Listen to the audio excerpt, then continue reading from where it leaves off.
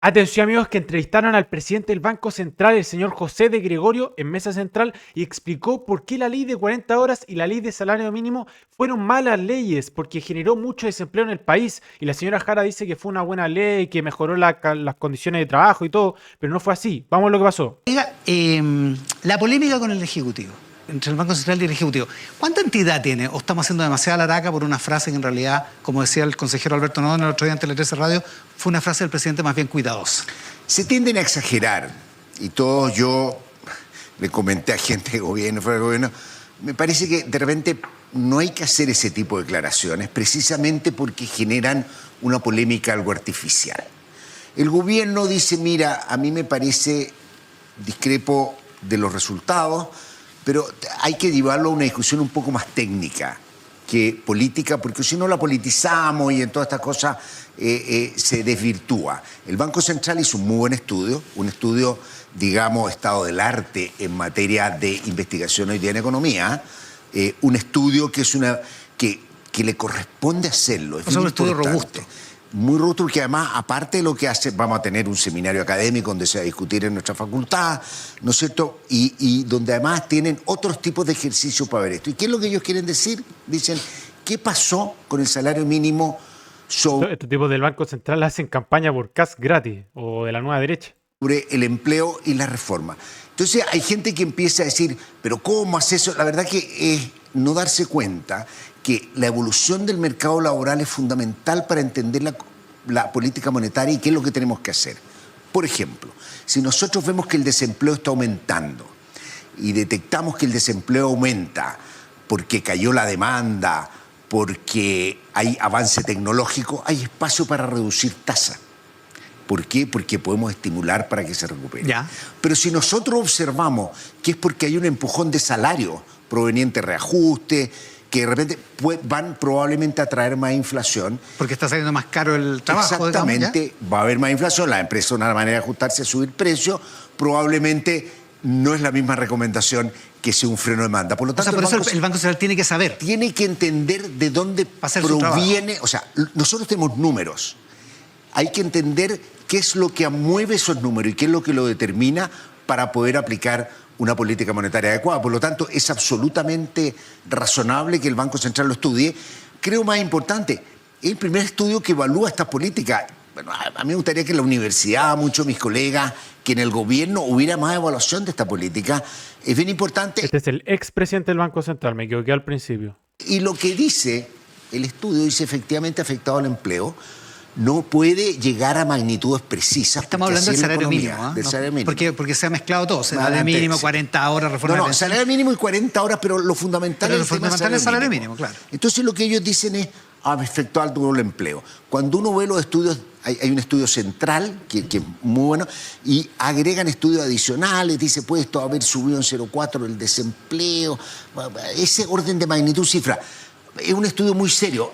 A mí lo que no me gusta cuando de repente uno ve titulares y dice el salario mínimo redujo en 218.424 empleos. Eso no es serio. Porque eso no es imposible saberlo. Hay mucho. Pero ya. Esto es lo más serio y yo hubiera esperado y esperaría que el gobierno tome en serio esto y más que una discusión de si te equivocaste en el último dato, tratar de entender qué está pasando en el mercado laboral con el salario mínimo y con el bienestar. Es que no lo van a entender porque son socialistas, no entienden de economía. Las personas que tienen menos Metamos en ingresos. ese tema, pero algunas cosas anteriores. Usted dice, me gustaría que el gobierno hiciera sus estudios. ¿El gobierno no tiene el músculo para hacer ese tipo de estudios? Pero puede hacerlo en combinación. O sea, dado lo que hace el Banco Central, uno podría tomar esos datos, tratar de darle vuelta, mirarlos más. Pero hay que Con la buscar Facultad de una Economía forma de la Chile, de la que usted es decano. Pero por ejemplo. No, se lo digo en serio. Podría ser, digamos. Sí, pues hay colegas que trabajan en cosas laterales. Lo que está haciendo a veces uno en la academia es un poquito más fuera de la cosa directa. Ya. Pero se puede trabajar en esto. O sea, si le interesara al gobierno lo podría hacer. En particular, dado lo que ya ha hecho el banco, lo importante es decir desde ahí construir, porque me parece que, y construir en las dimensiones que el gobierno. Te voy a decir una duda que tengo yo respecto a esto. Y que yo le escribo a varios colegas y nadie me ha contestado todavía como para decir, está mal también, pero que la voy a poner aquí. Y nosotros cuando subimos los salarios, ¿ya? Decimos sí, nadie va a negar que tiene un efecto sobre el empleo. La pregunta es cuánto. Y la pregunta o sea, como cualquier cosa a la que uno le sube el precio. Es por qué otros canales la economía se ajusta. Hay mucha discusión, muy interesante.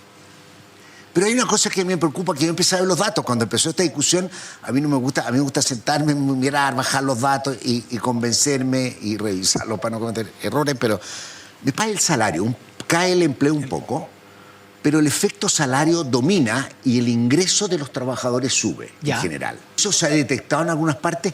Creo que eso fue importante y que a mí siempre este tema me ha inquietado. La primera administración de Lula hizo aumento salarial como el que se hizo acá, mejoró la distribución de ingresos, mejoró los ingresos laborales y hay un trabajo muy bien publicado. ¿Cómo puede mejorar la distribución de ingresos? ¿A qué te refieres? ¿Que se hace más igual? Ingresos laborales es la cuenta de lo que ganan todos los trabajadores. Es el salario por la cantidad de trabajadores. Aunque hay algunos menos que algunos que perdieron el trabajo. No, si esto es una cosa. Exactamente. Ya. Es que el ingreso laboral. Para entender, ya, sí. ¿Qué es lo que pasó? Y entonces, cuando hay poco efecto en el empleo y viene el salario, sube la planilla. Claro. ¿Qué pasa en Chile en los últimos años, viendo los datos de cuentas nacionales, de las cuentas institucionales, de cuentas nacionales que elabora el Banco Central? Tú ves que la participación de trabajo en los ingresos totales ha decaído. Es decir, como parte del ingreso total, el alza de salario ha sido más que compensada por un mercado laboral lento, flojo. O sea, a pesar de que le estamos pagando más a los trabajadores... Exactamente. La planilla respecto de los ingresos totales ha estado cayendo. Y eso uno podría inferir que es porque... Hay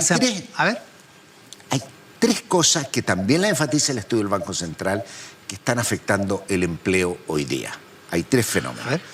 El primero, hay un fenómeno demográfico, ajustes post-pandemia, que explica por qué el empleo, mucha gente dice, hoy día el empleo es más bajo respecto de la población que pre-pandemia, porque hay mucha gente que sobre los 65 años salió de la fuerza de trabajo y dejó de trabajar producto de la PGU y de razones sanitarias. Ya. Es un fenómeno importante que tenemos que tomarlo en cuenta, sobre todo para hacer un diagnóstico del mercado laboral. Uno dice, puede haber menos empleo, pero hay una fracción importante que sale porque esto no ocurre. Y es terrible eso, porque la otra gente que se queda en el mercado laboral está financiando a esa gente que está saliendo. Es grave. 15 y 64 años. Solo para los mayores. Ese es el primer fenómeno.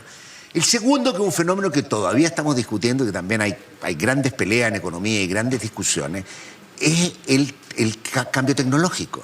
O sea, hoy día, y esto a mi juicio, todavía la evidencia no es como definitiva, pero hay bastante evidencia que apunta a que los sectores más expuestos, por ejemplo, a inteligencia artificial, están reduciendo mucho más el empleo. Ya. Dado todo el avance tecnológico además que hay, muchas cosas que se han dicho, en las 40 horas, en el aumento del salario mínimo, gatilla una aceleración de este proceso. Claro. La empresa dice en estos momentos, ¿sabes qué más? Pensemos ahora cómo adoptamos más tecnología porque esto va a afectar el empleo. Y esto además, el efecto sobre el empleo es... No es broma, o sea, los tipos trabajan menos y quieren ganar más. ¿Cómo? ¿Cómo es eso posible? No es solamente el empleo de baja calificación, que en muchos casos uno dice, también son empleos calificados, programadores están siendo afectados, hay muchas. Y el tercero son las reformas que se han hecho.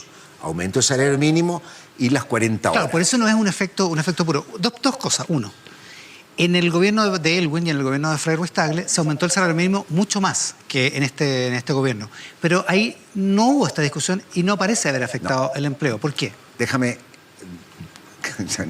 Adivine por qué, señor. Tú le preguntas a ChatGPT y te contesta así, muy buena pregunta. Te dice lo que te decía. Y cuando se equivoca te dice perdón. Pero... Déjeme en los comentarios lo que ustedes opinan. ¿Por qué creen que en el 90, aún así, aumentando el salario mínimo, no había la tasa de desempleo que hay hoy en día? Hay dos cosas importantes. Es desde el nivel que vienes. Ya. Yo creo que lo que pasa, no alcanza a ver los datos, ¿no es cierto? Lo que pasó cuando Lula lo sube en Brasil y tiene menos efecto es porque tienes un salario mínimo muy bajo. Que era el problema Chile en el caso de es Elwin, el ¿no? tercer país en salario mínimo más alto de los que uno encuentra datos de la OECD y los que tienen datos, después de Costa Rica, Colombia. Todos los países desarrollados tienen mucho menos. Ya. Respecto del salario mediano, con toda la discusión de cómo se mide, en Chile es como 70%, en todos los otros países hay algunos 62, 60 y 50%. El gobierno de Elwin partimos con un salario mínimo bastante rezagado, por lo tanto la implicancia que tiene sobre el empleo es bastante menor. Ya. Hay menos gente impactada y las empresas tienen más flexibilidad para poder ajustar un salario. Segundo, el gobierno del presidente Frey, hay que tener mucho cuidado porque el gobierno del presidente Frey hubo un aumento de salario muy grande, Sí. pero hubo efectos sobre el empleo. Pero el estudio, un estudio que hicieron en el Vida Alejandro Mico, Kevin Cowan, Carmen Pajés, de hecho salió en 2004 y tuvimos mucha discusión, varios años después.